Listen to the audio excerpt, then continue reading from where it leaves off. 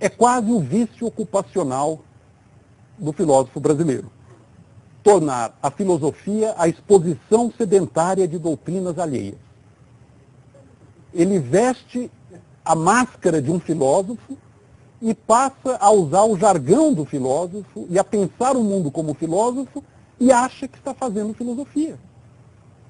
E a filosofia no Brasil não é filosofia, é má história da filosofia. Isso não leva a pensamento sério, não leva a pensamento original.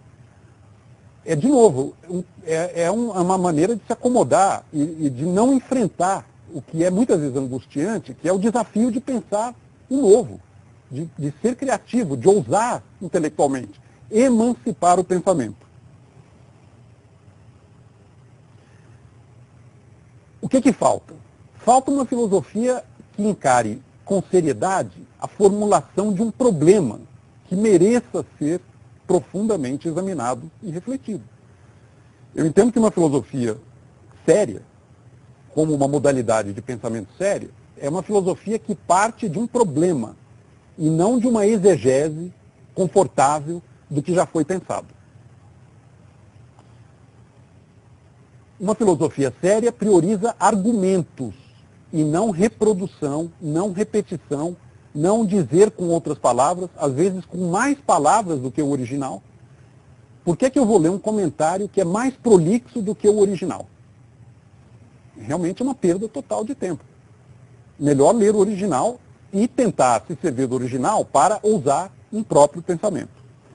Portanto, coragem de pensar por si mesmo. Ousar saber. Não permitir patrulhamento intelectual e muito menos tribalismo ideológico. Né? Às vezes a vida intelectual no Brasil me dá a impressão de tribos se degladiando. As resenhas no Brasil. E nesse ponto a direita contra a direita rompe.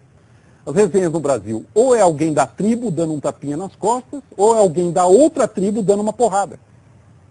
Não tem independência. Você quase que percebe se dali vai ser um amigo ou inimigo.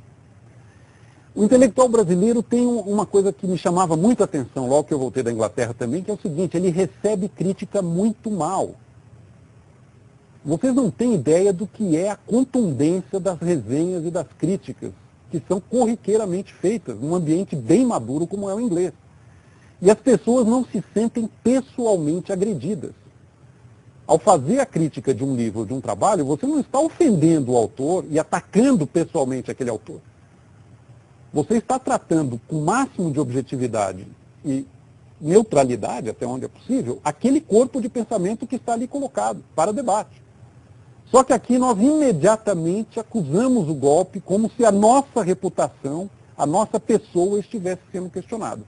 Isso não leva a nada. Isso não é pensamento sério. Isso é tribalismo. É uma noção muito precária, muito rudimentar do que é o embate de ideias. Em que ideias têm que ser colocadas com clareza, têm que ser debatidas com total desassombro, independentemente de qualquer personalismo, de qualquer prerrogativa de ataque ou de defesa do ponto de vista pessoal.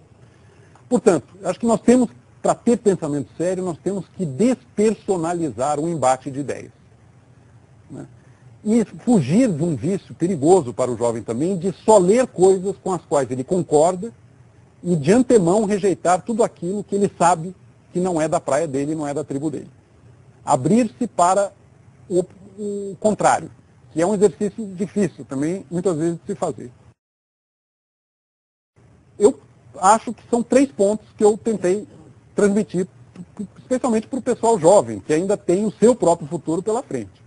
Estudar com muito afinco os grandes clássicos universais, não perder tempo com academicismo e comentadores e modismos intelectuais, ousar pensar por si mesmo, coragem de pensar por si mesmo, não de maneira caprichosa e gratuita, mas realmente buscando a originalidade, a autonomia e, finalmente, compromisso prático com aquilo em que acredita.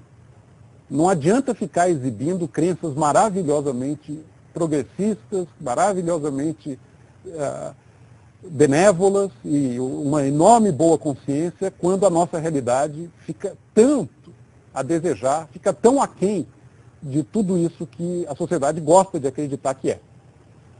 Isso vale, eu acho que de três maneiras. Vale no campo do comportamento pessoal, vale no campo das instituições e da política partidária propriamente, e vale no campo das práticas intelectuais. Não adianta ficar com metodologias incrivelmente corretas e sofisticadas se na hora de fazer pesquisa não é essa a realidade. Não é isso que se faz.